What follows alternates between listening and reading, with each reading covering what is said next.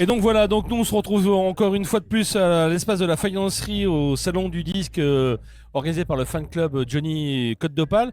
Et on se retrouve voilà avec une pointure, la pointure du salon. Ah si si, parce que là c'est marqué, je vois l'affiche derrière, parrain de l'édition 2024. Ah oui, oui, c'est bon, Sam monsieur Bernet. Parrain. Et on... I am the Godfather. Ah yes, I of am the course, my Godfather. dear. Hello people. Et Good on me dit- morning. Et on me dit voilà que ce monsieur-là, que j'ai à côté de moi, c'est le... Ouais, ça va tout de suite. Tout de suite ça... Bon, parce ça- que je vois que c'est filmé. Ouais, ouais. Donc j'ai au moins, voilà. C'est le monsieur loyal. Ouais, j'ai été Monsieur Loyal sur la tournée du Johnny Circus en 1972, qui a été une catastrophe absolue, Ah bon? totale. Pof. Ça a été cauchemardesque. Là, Même je pas- vois, là, ça tournait... Non, non, non, l'idée, si tu veux, Johnny avait une très très bonne idée. Bon, alors, si on revient un petit peu Ouais. plus en amont, je suis très copain avec Johnny depuis 1959. Ouais. On s'est rencontrés au Golf Drouot avec Dutronc, avec Eddie Mitchell. On avait tous 15, 16, 17 ans. On aimait le rock'n'roll et il y avait cet endroit, le Golf Drouot, qui avait été ouvert par Henri Leproux, qui est un mec qui avait une idée formidable. D'abord, il interdisait le club aux plus de 20 ans. Ah ouais? Ouais. On ne servait pas d'alcool et on n'écoutait que du rock. Oh, c'est bien ça. Et après, il a mis un podium qu'on a appelé le tremplin du Golf Drouot, où se présentaient des groupes d'amateurs, mais sont passés sur le tremplin Eddie Mitchell avant les Chaussettes Noires, Dutronc avant qu'il soit une Ouais. vedette. Et ils ont tous débuté au Golf Drouot. Voilà. Et on s'est connus à cette époque-là. Et comme par la suite, eux enregistraient des disques, moi je suis rentré à la radio, puisque j'ai passé 20 ans de ma vie à RTL, Ah oui. 5 ans à Europe 1, et je suis un des fondateurs historiques de RFM. Ah ouais. C'est un homme de radio, monsieur. Ah ben bravo. Mais je vous en prie. Non, mais... Et donc, pour en revenir à ça, donc je suis très copain avec Johnny. On a fait beaucoup de choses ensemble, dans le privé, on était en vacances ensemble, Ouais. etc. Et professionnellement, puisque du fait que j'étais à la radio, je l'ai interviewé, il a participé à beaucoup de mes émissions. Et surtout, on a présenté en duo, en tant qu'animateur l'un et l'autre, une émission sur RTL en été 84 qui s'appelait Sunday Rock, où Johnny et moi, on était présentateurs et on passait 2 heures ensemble en recevant des copains, Sheila, Goldman, Bashung, etc., où Johnny chantait avec eux, c'était en live, en duo. C'est une très très belle expérience. Et pour en revenir au Johnny Circus, Johnny un jour me dit, j'ai une idée, je voudrais prendre la route avec un cirque, comme à l'époque. Je voudrais faire une belle tournée en France, avec un chapiteau, avec Ah oui. avec des roulottes, avec des saltimbanques, des clowns, des Partir cracheurs. sur les routes un peu comme voilà, on voyait les À l'é- à saltimbanques, l'époque, voilà. comme à l'époque. Et donc, l'idée est montée et le Johnny Circus est constitué, c'est prêt à prendre la route. Et Johnny me dit, je voudrais bien, comme on se connaît bien, je l'avais déjà présenté sur scène plusieurs fois dans les années 60, il me dit, je voudrais que tu sois mon monsieur loyal, ça va être un cirque, ça serait bien que tu rentres sur scène, etc. Et j'ai dit avec plaisir. Donc, je suis parti, on est parti 3 mois sur les routes. Et il nous est arrivé évidemment que des catastrophes parce que d'abord, personne n'avait dit à Johnny et au producteur, il y avait Jean Ponce et Johnny était producteur de la tournée, qu'un un cirque, dans son intégralité, ne peut pas se déplacer de plus de 40 km par jour. Ah ouais. C'est-à-dire qu'à démonter, à monter, à remonter, avec 180 véhicules, roulottes, camions, etc., le temps de remonter. Donc, ce qui fait qu'on était dans une ville un soir, c'était plein à craquer, et on était à 40 km ou à 60, Ouais. il n'y avait personne. Ah oui, parce que tout le monde était venu. Voilà, et tout le monde était venu la veille. Et ça a été comme ça pendant 3 mois. Donc Johnny commençait à dépérir en se disant, les gens ne m'aiment plus, ils viennent plus me voir, ça y est, c'est une catastrophe, ma carrière est terminée. Terminé, ouais. On lui expliquait que non, c'était pas de sa faute, puisque la veille, il faisait 3 ou 4 000 personnes, et que le lendemain, Oui, on le bassin était fait. on n'y pouvait rien. Ouais. on n'y pouvait rien. Sauf que comme il est en dépression, il commence à picoler salement, à prendre des petits produits pas tout à fait autorisés, même à l'époque. Et puis il tombe fou amoureux d'une de ses choristes qui s'appelle Nanette Workman, une américaine magnifique, blonde, yeux bleus, grande élancée, bien faite. Il devient fou d'elle. Donc il a des problèmes avec sa femme, avec Sylvie, Sylvie. qui veut divorcer. Ah ouais. Et puis il est drogué. Alors c'est pas moi qui le dis, hein, puisque dans le livre Johnny Circus que je vends ici et que je dédicace aux fans de Johnny, il y a Sacha qui a été son secrétaire pendant des années, que j'ai interviewé pour le livre, me dit je n'ai jamais vu Johnny aussi alcoolisé et drogué qu'à cette époque. Et comment ça gère ça en tant que monsieur loyal, ami de Johnny, une tournée un peu catastrophe Comment on gère? comment le monsieur loyal ou le copain devient un peu la béquille, les dents Ah bah, j'ai vécu des, des moments épouvantables Bah parce ouais. que Johnny arrivait avec 2 heures ou 3 heures de retard tous les soirs. C'est-à-dire qu'à 20 heures, on allait le chercher à sa chambre d'hôtel. Il était allongé, inanimé sur la moquette, impossible de bouger.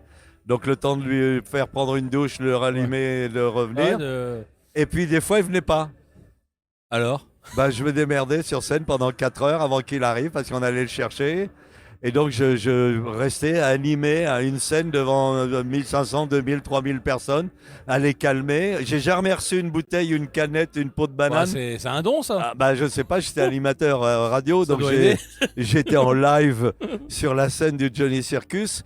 Par exemple, on est à Grenoble un soir et Johnny est en retard. Ça, on a l'habitude, donc Bon, ouais. je prévois mon truc, je suis sur scène, je sais que je vais en avoir pour 1 heure et demie. Ah, c'est vraiment du retard. Oui, mais je fais monter les musiciens, je fais tourner en boucle le programme de Johnny, les mecs applaudissent, ils sont contents. Mais à un moment donné, ils commencent à crier Johnny, Johnny, il faut faire quelque chose. Bon, bref. Mais à Grenoble, il n'est pas là du tout. Donc, c'est simple. Donc, je fais la première partie, parce que je présentais la première partie. Et puis, au moment, il est 11 heures et il n'est pas là. Il est minuit, il n'est pas Toujours là. pas là. Donc, on s'inquiète beaucoup parce qu'il n'est pas à l'hôtel non plus. Donc, le producteur fait les commissariats, la gendarmerie, les hôpitaux de Grenoble. Pas de nouvelles de Johnny. Mais il y a, je sais plus qui, le secrétaire, je ne sais plus qui a l'idée, dit mais à l'hôtel, ils l'ont vu partir. Il faut aller à l'hôtel, savoir à quelle heure il est parti, Oui. etc. Et donc, on va à l'hôtel et effectivement, le concierge de l'hôtel nous dit Monsieur Johnny Hallyday a commandé un taxi à 20h30. Allez, bah voilà une piste. Quel Ouais. taxi, la compagnie, le machin, etc. Et le mec du taxi lui dit Je l'ai emmené à Grenoble. À Lyon, pardon. Lyon. On est à Grenoble. Ouais, bah oui. Je l'ai emmené à Lyon. Qu'est-ce qu'il fait à Lyon? Bah, je sais pas, il voulait aller à l'aéroport de Lyon. Ah bon? Aïe. Alors vite la gendarmerie, appelez vos collègues à Lyon à l'aéroport. S'il vous plaît, tout de suite, maintenant on appelle les gendarmes de Lyon. Disent oui, on l'a vu, il est dans le hall de l'aéroport, il est en train de louer un avion. Mais Voilà. pour aller où? Pour aller à Londres. Alors vous le gardez, vous lui prenez son passeport, et vous lui allumez une cigarette, on arrive, on vient le chercher. Oh. Donc il est 2 heures du matin quand même. Mm. Et on va le chercher, il y a 170, à peine 200 bornes. 200 bornes, ouais, quand même, il faut le faire. Donc on envoie une moto et il arrive. Et alors là, c'est le Johnny dans toute son excellence, tel que je l'ai toujours aimé, parce qu'il il est derrière la moto hein, quand il arrive au chapiteau. Il sort, enfin, il se lève de la moto. Sans un mot, il regarde. Tout le monde est autour, évidemment, Ah ouais. comme ça. Il a une caravane, donc il monte dans sa caravane et s'enferme. Mais il est sorti de la moto comme s'il sortait de son bain. Ouais, 20 minutes plus tard, il ouvre la porte. Alors moi, j'étais en stand-by, hein, prêt à bondir sur scène pour l'annoncer. Donc j'avais un micro comme ça à la main. J'attendais pour aller et je l'attendais, je le regardais. Et il ouvre la porte, il est magnifique, il est coiffé, broché, maquillé, il a le costume là, qui est sur la couverture en daim jaune, splendide. Et là, il me regarde et il me fait Bah alors, Sam, on y va? Et alors? Et ben, C'est parti. Et il a chanté jusqu'à 5 h du matin. C'est dingue ça. Ouais. Et tout ça, là, on peut le retrouver dans le livre? Ou pas Ouais. des anecdotes un peu aussi croustillantes que ça? Ah bah oui, il y a plein d'anecdotes. Il y a plein d'anecdotes, des anecdotes amusantes, puis d'autres plutôt dramatiques. Comme je te dis, quand on le retrouve sur la Sur la moquette, caméra, ouais. totalement inanimé à 20 h, alors qu'il doit chanter à 23 h.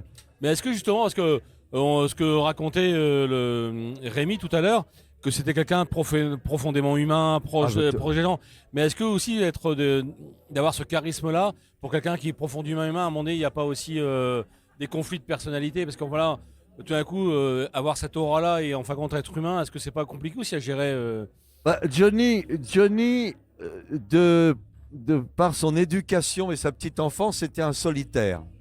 Dès l'âge de 5-6 ans, il suit une famille qui est une famille de saltimbanques. Ouais. Ils sont sur les routes d'Europe, ils vont à Copenhague, à Londres, etc. Johnny, il suit tout ça, il est en coulisses tout seul. Hein, il a des cours par correspondance, il fait ses devoirs dans les coulisses de théâtre, il est seul.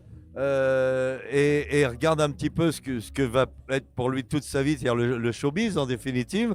Et puis, c'est un garçon extrêmement timide, très réservé, et qui va s'exprimer dès qu'il va chanter, bah, à travers la scène et la chanson. Johnny n'était jamais aussi bien dans sa peau que sur scène. Il sortait de scène, il s'emmerdait. Ah ouais, donc, D'ailleurs, il disait toujours, qu'est-ce que tu fais le matin, toi, quand tu te lèves? Alors, bêtement, tu dis, bah, je prends un café. ouais. Et lui, il disait, moi, je m'emmerde. Et, Déjà, dès le et après, matin. qu'est-ce que tu fais en deuxième? Je dis, bah, je sais pas, je me refais un café. Il dit, bah, moi, je cherche la personne qui va pas m'emmerder.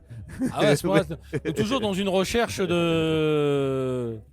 Bah, oui, il était seul. Alors, en revanche, il a été extrêmement généreux avec tout son entourage, mais il a tout donné à son public. Hein, Ah ouais. il avait un respect total pour son Et public. ça, c'est ce qu'on entend enfin, Ah, tous les gens qui l'ont fréquenté. la ils preuve, sont c'est que unanimes. quand je te dis que pendant le Johnny Circus, il était en retard, etc., une fois qu'il était sur scène, il chantait 2-3 heures pour quelque part se faire pardonner Ouais. et donner au public ce qu'il attendait.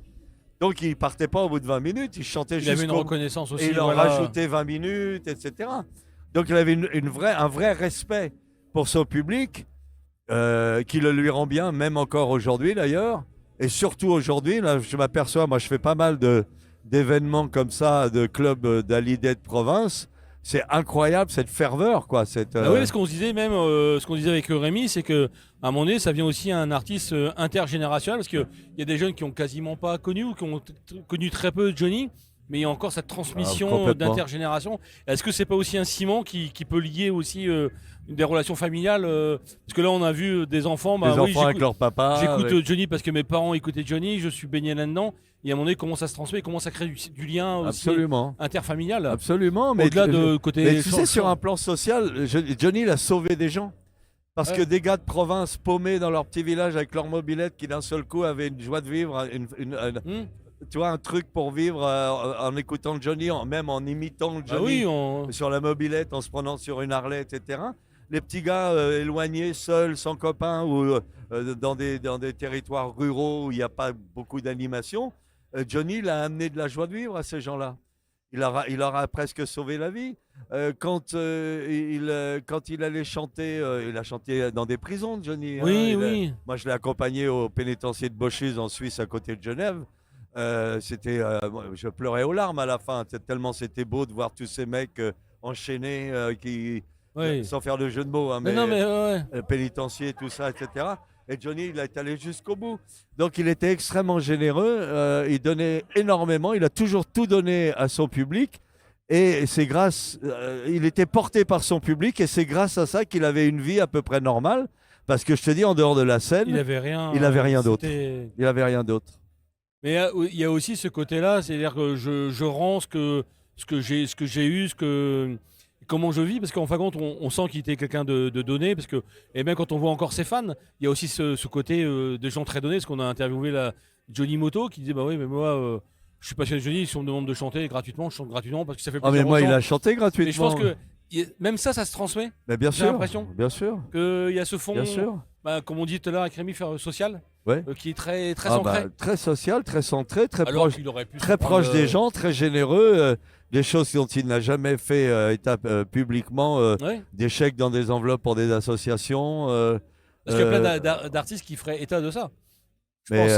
ah bah oui, mais Johnny c'était Johnny. Pourquoi est-ce qu'il est numéro un? Pourquoi est-ce qu'il alors là Oui, c'est j'emploie ça. le mot vraiment idolâtré, mais il l'est. Ah Hein. oui, oui. Quand tu vois ça, c'est moi j'ai visité des appartements, des maisons de fans, sont des mausolées quoi. Il y a tout Johnny, des souvenirs, Ouais, des t-shirts, même un mégot de Johnny dans un cendrier. C'est un respect énorme et c'est de l'idolâtrie totale quoi. Ouais, donc c'est quand même, au-delà de son côté artiste, il y avait des valeurs Ah, il y a très plus ancrées. il y a même C'est un plus truc qu'un artiste, spirituel. Hein. ouais, non, mais voilà, ouais. Il y a un truc Parce que même le spirituel. pèlerinage, même sur la tombe à Saint-Barth aussi, il y a ce Ouais, côté ouais. mausolée où on va rendre hommage Absolument. à un artiste. On se déplace comme on va à Lourdes ou Ouais, mais on- c'était un des derniers en France à avoir. Bah, à mon avis, il y a eu Piaf. Tu Ouais. sais, il y avait plus d'1 million de personnes dans les rues de Paris, Ah ouais. plus 16 millions devant leur téléviseur. Ouais. Il y a eu Victor Hugo, Edith Piaf. Il n'y avait pas la télé, Oui, donc évidemment, déjà. hein, pour Victor Hugo. Edith Piaf, pour être limité. Piaf, ça a balbutié, mais c'était pas non Ouais. plus une retransmission exceptionnelle en exclusivité. Il y a que Johnny, 16 millions de téléspectateurs, 1,5 million de fans sur les trottoirs de Paris dans un froid Ah oui, oui. incroyable. Hein. Incroyable, ouais, ouais. Et bien, tout le monde est. Donc c'est incontournable d'une Ouais, ouais. idole absolue. Mais même quand on voit les idoles des années 60, il y en a l'autre coup, on a interviewé quelqu'un, il disait voilà, il y a eu Johnny Hallyday, les Rolling Stones. Sur les derniers survivants d'une ère. Bah, ouais, il y en a qu'un. Il y en a qu'un. Et en France, c'est Johnny, je veux dire. C'est Johnny, point barre. Il n'y a personne Et d'autre. ce que je dis, hein, Jean-Philippe Smet est mort, mais Johnny Hallyday Voilà, c'est ça, ouais. est éternel. Voilà, c'est ce côté, oui, il reste. On en entend encore, on a des salons. Même, voilà. Il y a des salons, il y a même des concerts, puisqu'il y a des gens qui organisent des des concerts, covers, voilà, des covers avec des musiciens qui refont tout le répertoire de Johnny, etc. Donc, se perpétue cette idolâtrie et ce souvenir de Johnny. Et je te dis, Jean-Philippe Smet est mort, mais Johnny est éternel. On va laisser là-dessus. Merci, Merci mon camarade. Sam. Et puis bravo encore, voilà, hein. merci à toi. Et je vous en prie, yacht poil la matelas. Voilà. Ciao. Au revoir.